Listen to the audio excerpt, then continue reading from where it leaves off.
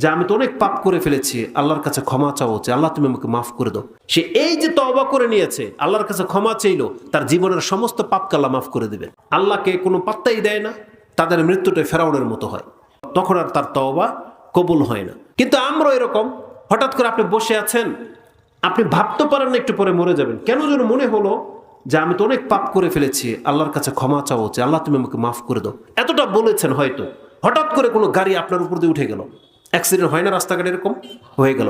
এই ব্যক্তি হচ্ছে জিতে যাওয়া ব্যক্তি। সে জানে না যে একটু পরে সে মরে যাবে।